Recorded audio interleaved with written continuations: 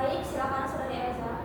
Jadi menurut saya topik ini penting dibahas karena di zaman sekarang ini sudah banyak sekali orang-orang yang menormalisasi namanya merokok. Bahkan di kalangan pelajar pun sudah sering terjadi gitu. Jadi menurut saya topik itu penting kita bahas. Terima kasih Elza. Selanjutnya Saudari Elza. Oke, jadi mengapa penting topik ini dibahas? Karena untuk meningkatkan kesadaran bagi perokok aktif bahwasanya harus melihat situasi, misalkan tempat umum. Pasti kan ada yang ibu hamil, gitu, terus ada yang tidak perokok, ada juga perokok pasif. Ada yang tidak perokok, di mana jika perokok aktif ini merokok di tempat umum menimbulkan yang tidak perokok ini menjadi perokok pasif yang menyebabkan adanya penyakit. Jadi topik ini penting, sangat penting dibahas pada kegiatan ini. Terima kasih. Selanjutnya Saudari Elza. Menurut saya kenapa ini penting karena banyak sekali orang mau laki-laki ataupun perempuan yang merokok sekarang. Mereka tidak memikirkan bahwa misalnya rokok itu bisa mengganggu kesehatan mereka seperti paru-parunya yang jorok. Nah, selanjutnya Saudari Elza. Baik, terima kasih. Mengapa topik ini sangat penting dibahas, yaitu menyebabkan kecanduan stres jika tidak merokok.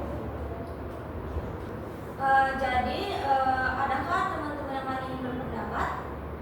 Baik, silakan Saudari.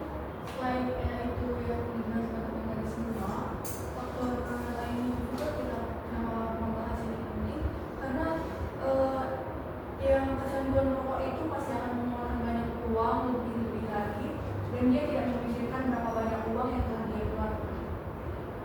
Selanjutnya ada silakan.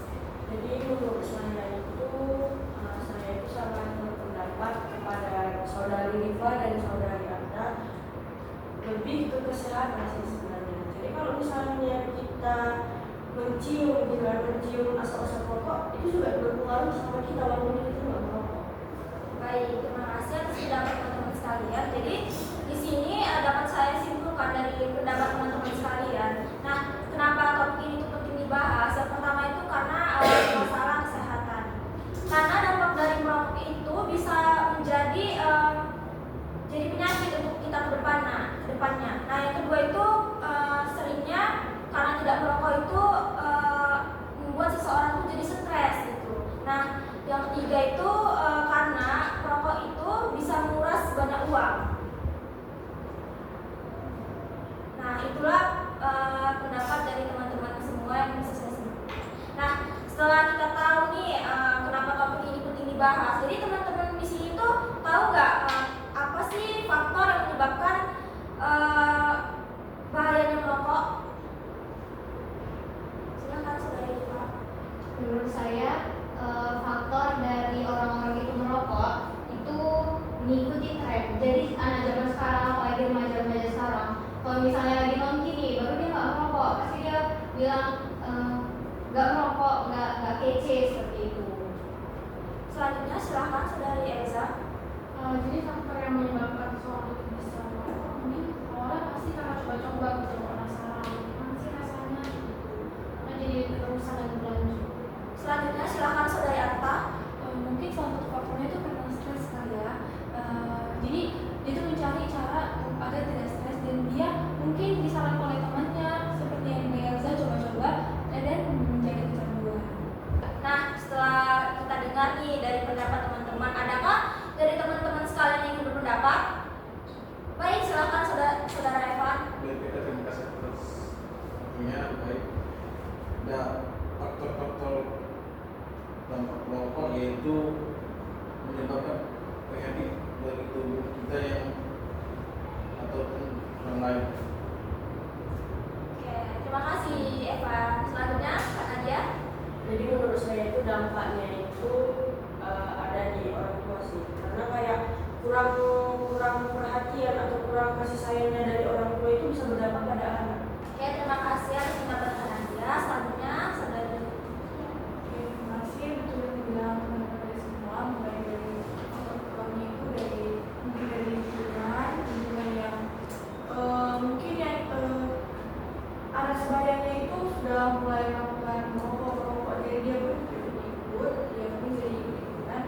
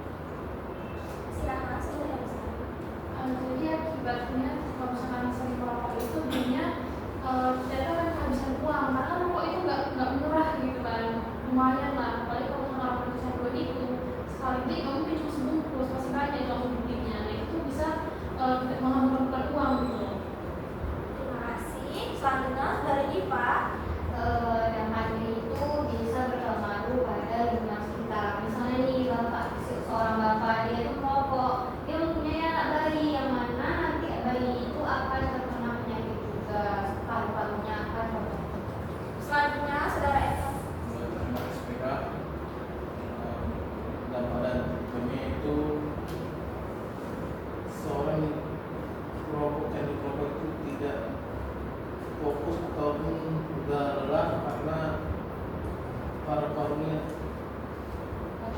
kotor. Baik teman-teman, ada yang berpendapat lagi? Silakan Kak Nadia. Jadi saya itu setuju dari pendapat Elsa. Jadi kalau misalnya itu kan lebih ke mengabulkan uang. Jadi kalau misalnya dia punya tujuan nih, misalnya kayak tujuan dia itu pengen punya mobil atau pengen nikah gitu sama pacarnya gitu kan. Jadi gara-gara dia kecanduan rokok ini uang dia habis, jadi kayak tertunda gitu. Terima kasih Kak Nadia. Selanjutnya saudara Pria. Nah, betul yang dibilang Evan tadi, itu akan mengurangi konsentrasi kita karena di dalam pikiran kita itu hanya mau ingin rokok, ingin rokok, dan itu akan menambah beban pikirannya juga.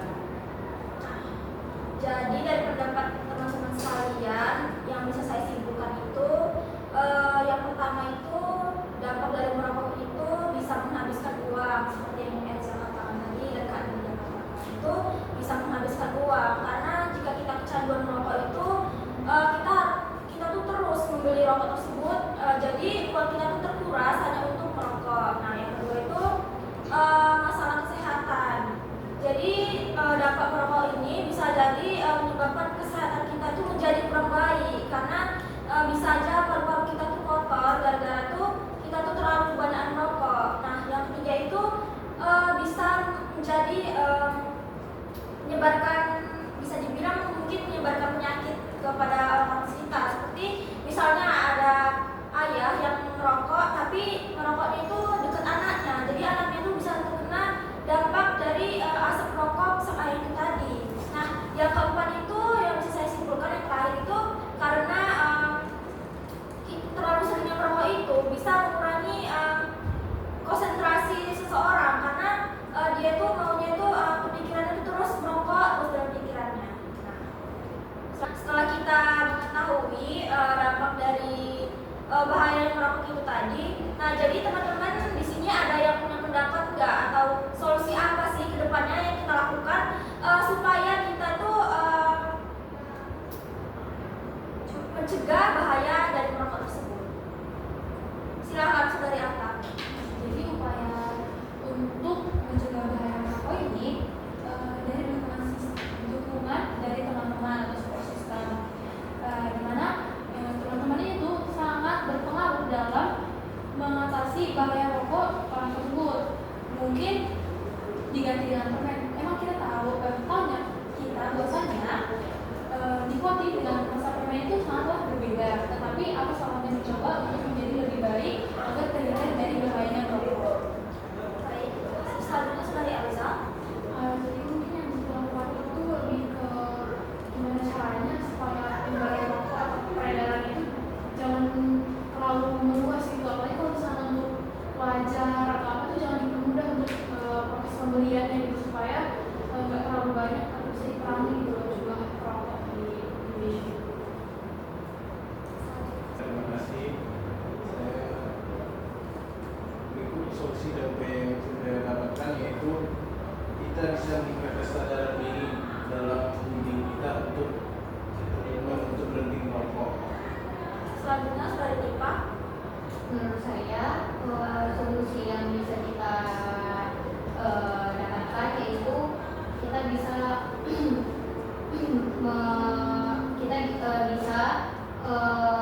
meminta bantuan pada pemerintah untuk tidak menyebarluaskan seperti yang bilang Elsa, menyebarluaskan penjualan rokok. Jadi bisa jadi rokok itu dijual dengan harga yang semahal-mahalnya dari harga yang sekarang.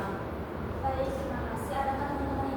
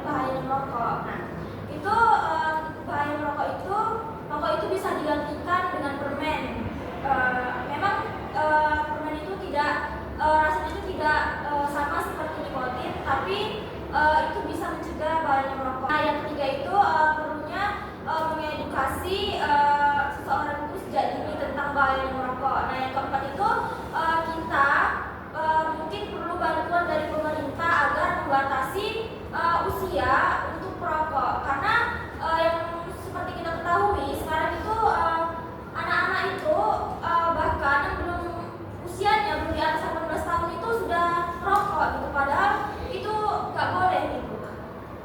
Nah, setelah kita membahas tuh upaya atau solusi yang akan kita dapatkan, nah jadi saya tuh mau mendengar komitmen yang teman-teman lakukan untuk kedepannya itu seperti apa. Baik, silakan Kak Nanda. Dan terima kasih Meka. Jadi komitmen yang saya dapat berikan sesudah dari kegiatan kita pada pagi hari ini, jika saya melihat seorang lelaki, mau itu bapak-bapak ataupun adik-adik ataupun siapapun yang mengabang, saya akan menegurnya. Selanjutnya,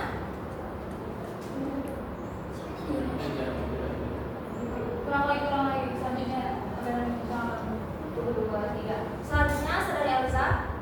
komitmen yang dalam diri saya selama masa ini adalah saya berkomitmen supaya saya jangan sampai terjerumus menjadi perokok atau menjadi orang-orang yang seperti itu. Baik, adakah ada teman-teman yang sekalian ingin berpendapat? Baik, silakan untuk Saudari Atta. Komitmen saya mulai dari ini, saya akan menghindar apabila masih bisa dihindarkan dari asap rokok yang misalkan ada yang merokok yang kita menghindar, dan seperti yang dibilang Anda juga kita tuh harus menegur apabila dia merokok tersebut merokok dalam kawasan umum. Baik, selanjutnya Saudari Lupa. Menurut saya, komitmen yang dapat saya tanamkan dalam diri saya tidak akan merokok, dan saya itu akan mengingatkan mulai dari yang terdekat seperti keluarga saya, teman-teman dekat saya untuk menjauhi rokok, karena kalau kita sudah merokok dan itu kecanduan bisa nanti ke hal-hal negatif lainnya. Adakah ada teman-teman yang ingin berpendapat lagi? Silakan Saudari Lia. Baik, terima kasih untuk komitmen saya memberikan edukasi kepada mahasiswa saya bahwa merokok itu berbahaya dan jauhi rokok karena rokok itu akan membahayakan kesehatan diri sendiri. Selanjutnya terakhir komitmen dari Saudari. Saya ingin duduk bersama keluarga. Baik, terima kasih atas komitmen yang kalian